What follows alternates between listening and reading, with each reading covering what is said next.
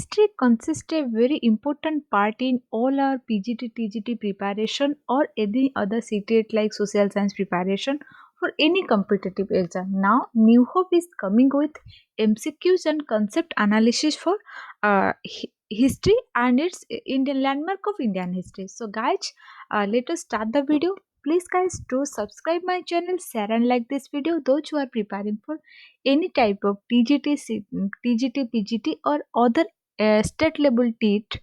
So guys, please watch this video. It will be very helpful for you, and yes, it will add weightage to your preparation and strategy. Let us start this video.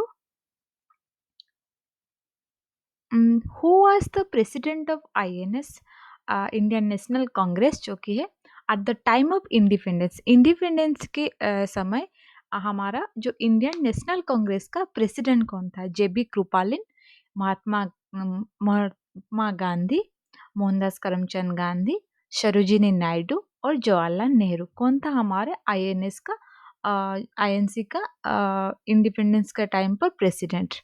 who was the president of INS, Indian National Congress, at the time of independence? Option number A is correct, JB Kripalin. ठीक है.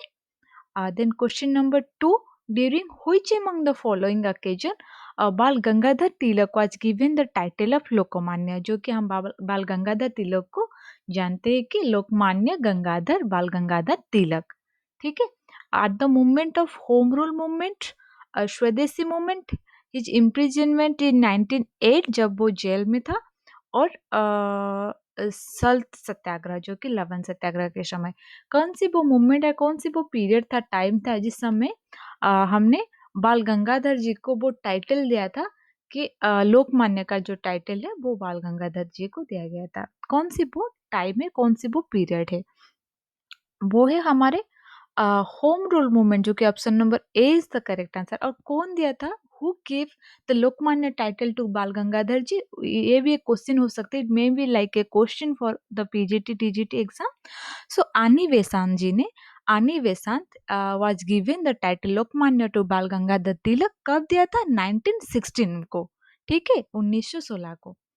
Then question number 3, who among the following defended Arvind Ghosh in the Alipore conspiracy case? Alipore conspiracy case में कौन अरविंद घोष को हराया था? ठीक है, मोतीलाल नेहरू, जवाहरलाल नेहरू, चित्तरंजन दास, महात्मा गांधी. इनमें से कौन है who defended Arvind Ghosh in the Alifor conspiracy case? Arvind Ghosh is also advocate, and who are defended Arvind Ghosh?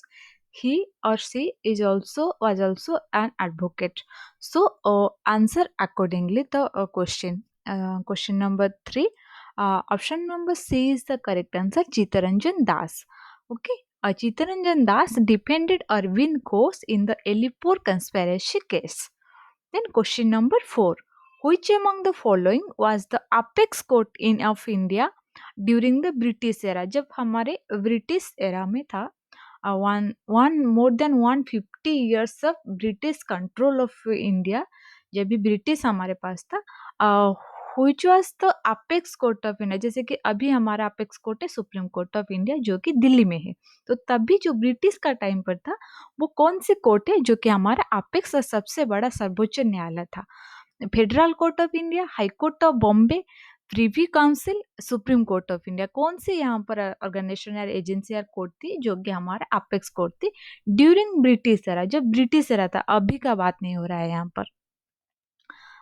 तो यहाँ पर option number C is the right answer, privy council. Privy council हमारे जो होते हैं वो क्या है? It consist of a body of advisory like to the sovereign of the UK, जो कि यूनाइटेड किंगडम का जो हमारा 2 हाउसेस से पार्लियामेंट की सीनियर पॉलिटिशियन होते हैं, current of like farmer members of either house of Commons और हाउस ऑफ लॉर्ड, जो कि उनका यूके पार्लियामेंट के जो 2 हाउसेस है, हाउस ऑफ कॉमन्स और हाउस ऑफ लॉर्ड्स का सीनियर पॉलिटिशियन होते हैं.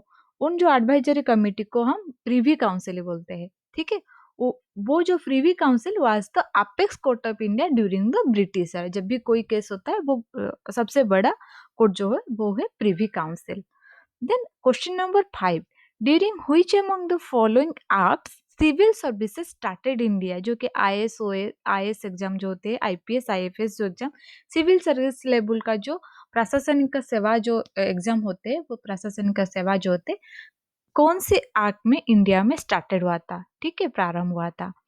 Charter act 1813, charter act 1833, government of India act 1935, charter act 1793, कौन सी एक्ट के दौरान हमारा इंडिया में सिविल सर्विस का जो परीक्षा होता है, सिविल सर्विस को इंट्रोड्यूस किया था। यहाँ पर option number B is the correct answer, charter act 1833, जो कि हमारा फर्स्ट एग्जाम जो होती सिविल सर्विस का first exam was held during 1855 in India, ठीक है। लेकिन the first during the act civil service started in India in charter act 1833, but it was started in India in 1855. Okay, just remember the year. Who was the author of the book The Indian War of Independence 1857, जो कि it is also known as the Sepoy Movement or the first war of independence of India. ये जो book है, एक book लिखा गया था उस पर, who was the author of that book? Shashi Tharoor, Jawaharlal Nehru, BD. Savarkar, Ruskin bond, ये सब कुछ ना कुछ बुक लिखे हैं। तो इनमें से कौन ऑथर है ये जो इंडियन वॉर ऑफ इंडिपेंडेंस 1857 का?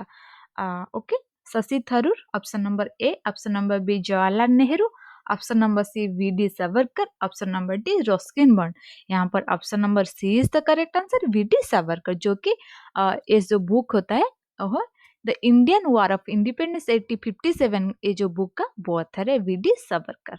Then who was the first Indian to join the viceroy's executive council, जो कि इंडियन है, जो कि पहले ही वाइसरॉय एग्जीक्यूटिव काउंसिल में ज्वाइन किया था? जीके गोखले, महात्मा गांधी, सत्येंद्र प्रसाद सिन्हा, ज्योतिबा फुले, कौन है इनमें से जो कि पहला वाइसरॉय एग्जीक्यूटिव काउंसिल में इंडिया का है, लेकिन पहला वाइसरॉय एग्जीक्यूटिव काउंसिल जो ब्रिटिश का होता है उनमें से कौन है जो ज्वाइन किया था? वो है option number C, Satyendra Prasad Sinha. Then question number 8, who was Viceroy of India during visit of Prince of Wales? Prince of Wales के विजिट में कौन था Viceroy of India? Lord Northbrook, Lord Ripon, Lord Canning और William Bentinck, इनमें से कौन था who was the Viceroy of India during visit of Prince of Wales? Okay, option number A is the correct answer, Lord Northbrook. Okay. Question number 8 का option number 1 is the A is the correct answer. Then question number 9, the first railway line between Bombay and Thane was laid in which of the following years? Okay, the first railway line between Bombay and Thane, Bombay to Thane जो कि was laid in which of the following year? कौन सी year में वो started हुआ था, वह शुरू हुआ था? 1853, 1855, 1796 और 1758। यहाँ पर 1853 ही सही आंसर है, क्योंकि 1853 में ही बॉम्बे टू थाने का जो रेलवे लाइन है वो पहला ही शुरू हुआ था।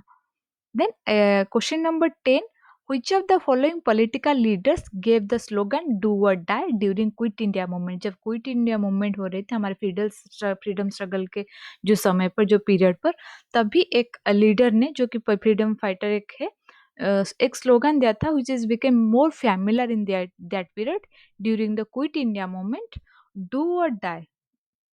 वो स्लोगन कौन सी लीडर ने दिया था? महात्मा गांधी, सुभाष चंद्र बोस, लोकमान्य तिलक, वीर सुरेंद्र साय। इन चारों में से, इन चारों तो फ्रीडम फाइटर है, लीडर से, पॉलिटिकल लीडर से, इनमें से कौन क्विट इंडिया मूवमेंट में जो मूवमेंट का समय में दिया था डू और die? Option number A is the correct answer, Mahatma Gandhi ji.